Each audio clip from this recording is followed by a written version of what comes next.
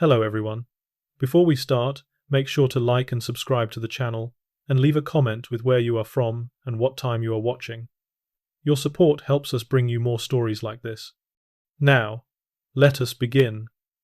It was Thursday, the 8th of January, 1914, in London, England. The month had begun with temperatures barely above freezing, and the previous week had seen heavy snow across much of the country. By early January, the snow had melted, but the cold remained. Gas lamps flickered along the platforms of the North London Railway, and coal smoke hung low over the city. At 4 in the afternoon, a train departed Chalk Farm Station bound for Broad Street. The carriages were not yet full. It was too early for the evening rush, and the third-class compartments held only scattered passengers, most wrapped in winter coats, their faces turned toward fogged windows. Among them was a young messenger named Robert Stilwell, who had boarded at Maiden Lane Station at 4. He was 17 years old and worked carrying parcels and letters across the city for a few shillings a week. The train called at Caledonian Road, then Highbury, then Canonbury. It seemed like any other winter afternoon. The boy settled into his seat and watched the stations pass. He did not know that within minutes his ordinary journey would become something he would never forget. Beneath the seat in front of him, hidden in shadow, lay the body of a 5-year-old boy who had been alive less than an hour before. The Maiden Lane Mystery. Victorian true crime. Documentary script. Total word count 4,200 words. Section 1. Cinematic hook and introduction. Target word count 300 to 350 words. Part A. 30-second cinematic hook. 60 to 80 words. The messenger boy sat in the third-class carriage, watching the winter darkness press against the windows. The train lurched forward from Mildmay Park Station, and something beneath the seat caught his eye. A small hand, pale fingers curled against the wooden floor. He bent lower, his breath catching in his throat. Under the seat, pushed far back into shadow, lay the body of a child with golden curls. It was 4 in the afternoon, and Robert Stilwell could not look away. Part B. Viewer engagement. Greeting. 40 to 50 words. Hello everyone. Before we start, make sure to like and subscribe to the channel and leave a comment with where you are from and what time you are watching.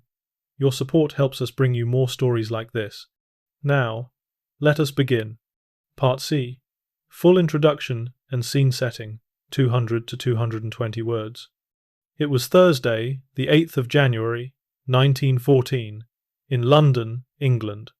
The month had begun with temperatures barely above freezing, and the previous week had seen heavy snow across much of the country. By early January, the snow had melted, but the cold remained. Gas lamps flickered along the platforms of the North London Railway, and coal smoke hung low over the city. At 4 in the afternoon, a train departed Chalk Farm Station bound for Broad Street.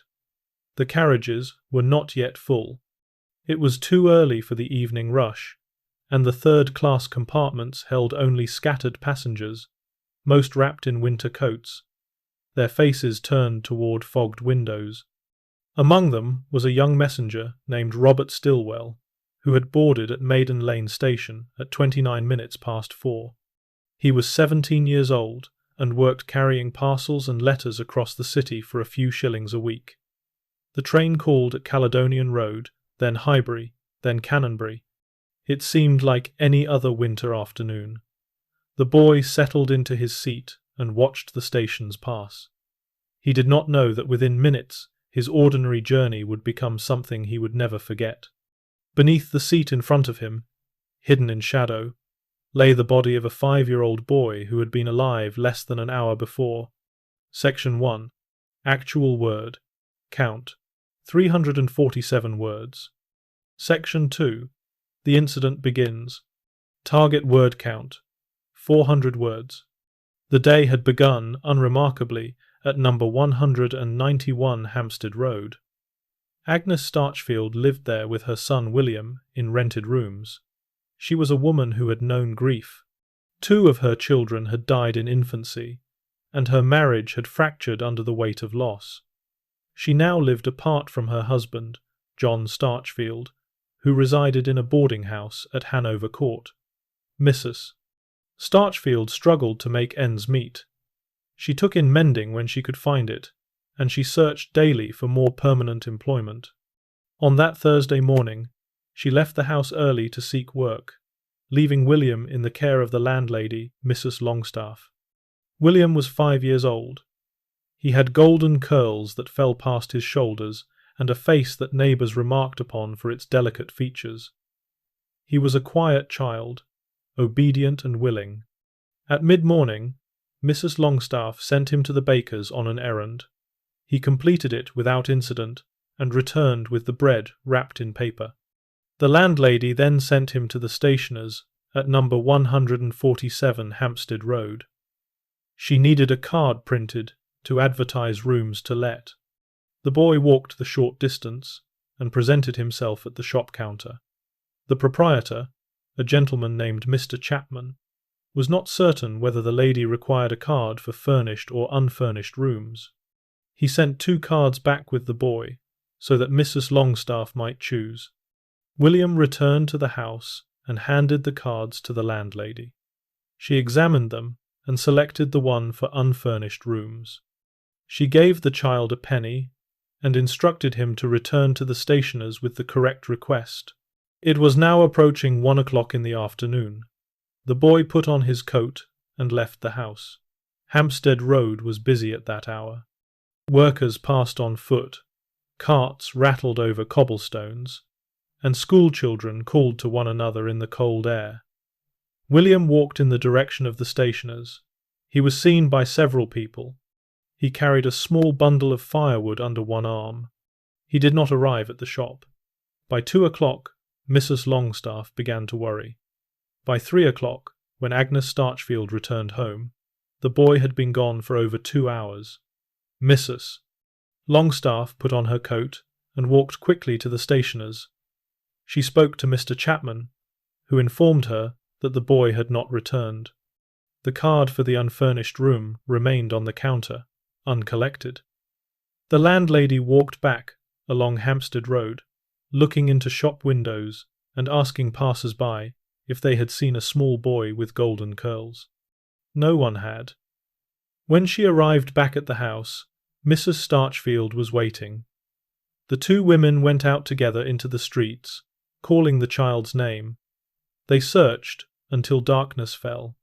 There was no sign of William. At that same hour, several people noticed a boy fitting William's description in the company of a man. Miss Clara Wood, walking near Camden town station, observed a child eating a cake while holding the hand of a man with a dark moustache and coat. She remarked aloud as she passed them.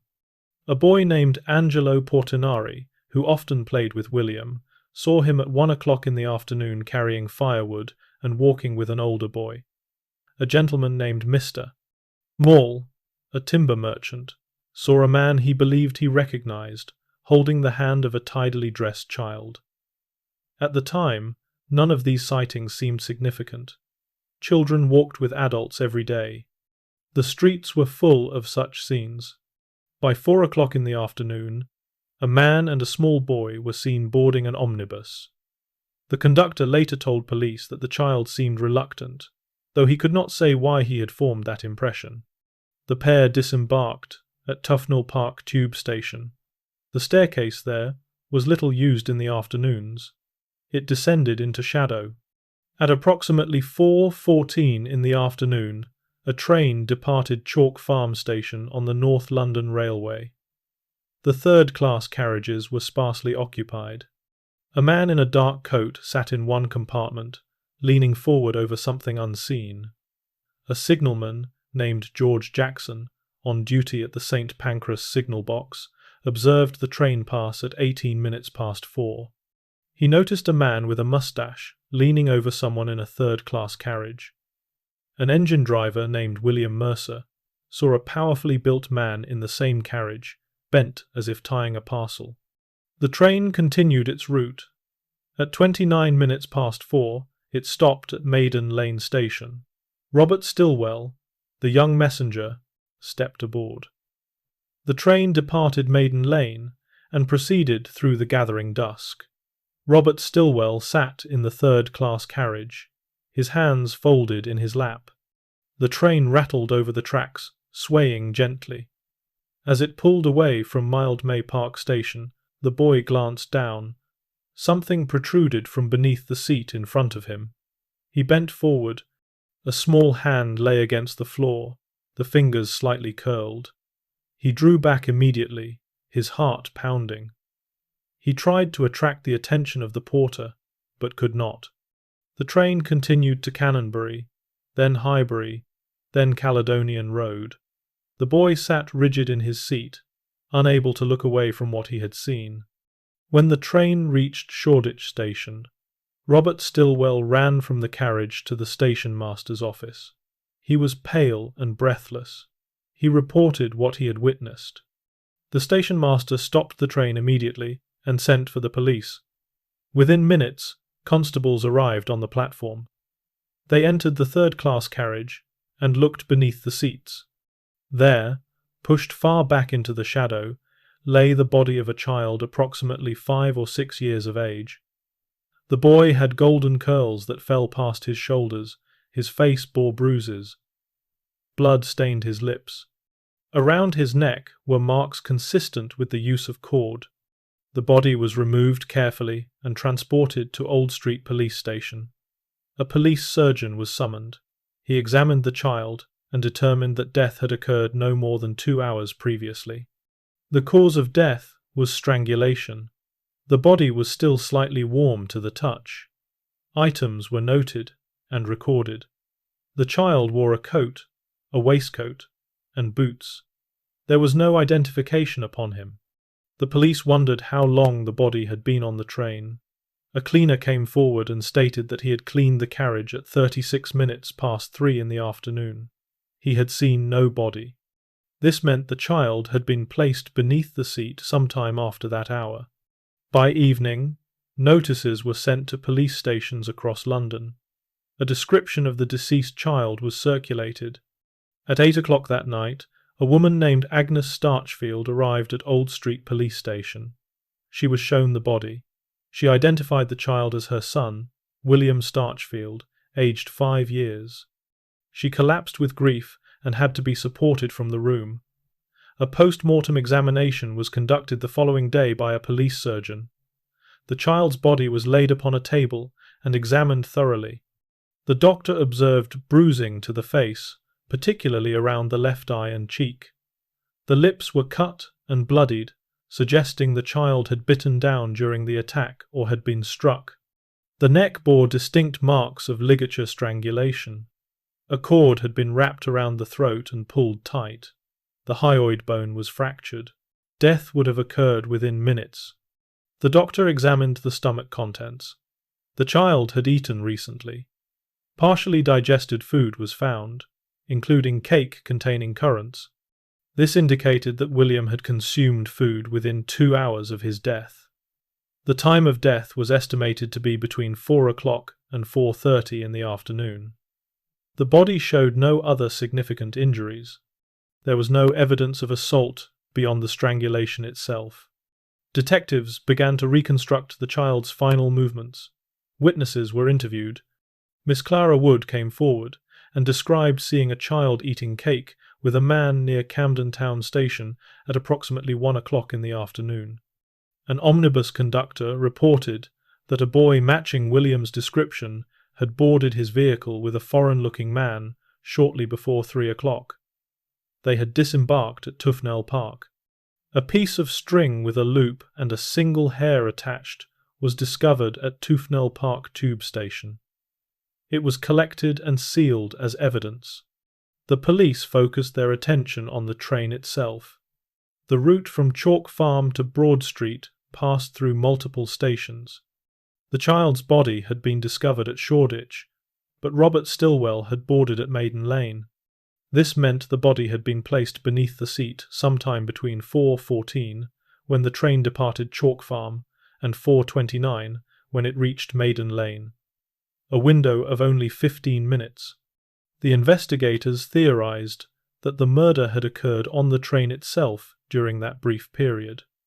If you are finding this case as compelling as we are, please take a moment to like this video and subscribe to our channel. It truly helps us continue researching and sharing these forgotten stories from history. We also read every comment, so let us know your thoughts on this case below. Now, let us continue.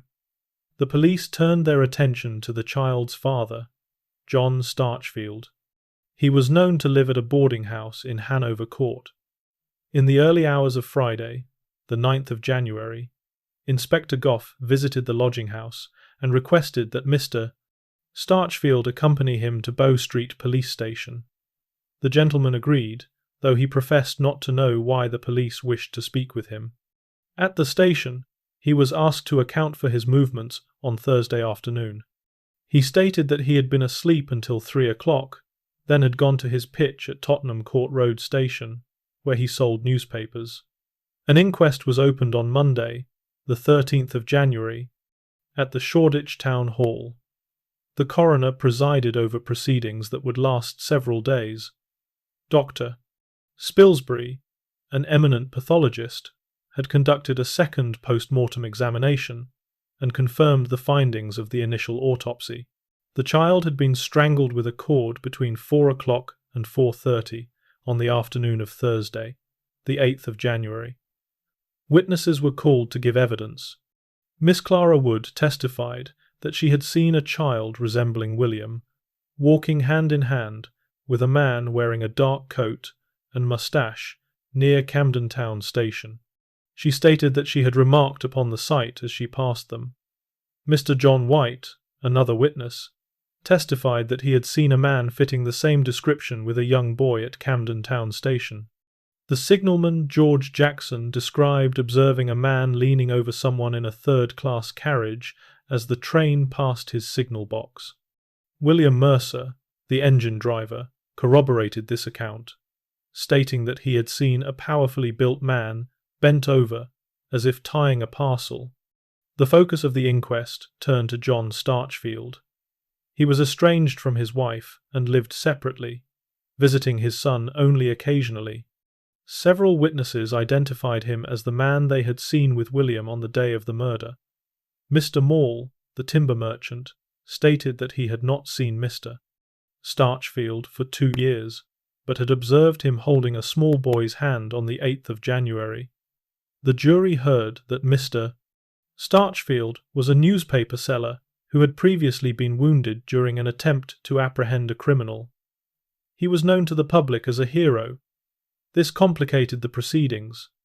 After hearing all evidence, the jury returned a verdict of willful murder against person or persons unknown, but suspicion fell heavily upon John Starchfield.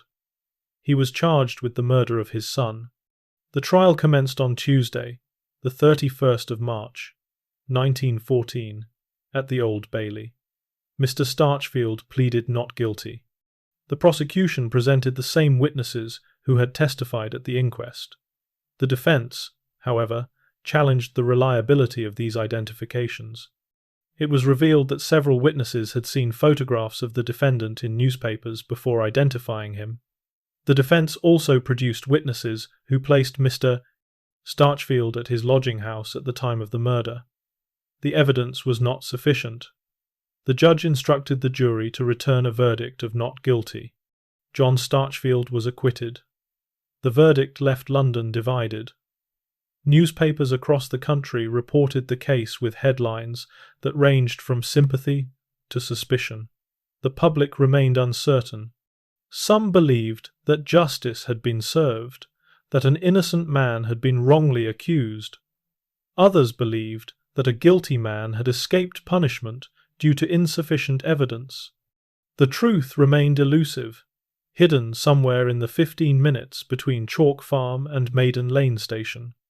Agnes Starchfield's grief consumed her. she had buried 3 children. The loss of William, coming as it did under such terrible circumstances, proved too much to bear. In June of 1914, she was arrested after expressing a desire to end her life. 6 weeks later, she appeared in court accused of striking a woman named Lucy Delgado. Mrs. Starchfield claimed she had acted in self-defense, but she was found guilty. The judge described her as a neurotic and excitable woman and ordered her to pay £5. She was bound over to keep the peace for 12 months. John Starchfield maintained his innocence until his death in 1916. He passed away as a consequence of the gunshot wound he had received years earlier, while attempting to apprehend the criminal Stephen Titus.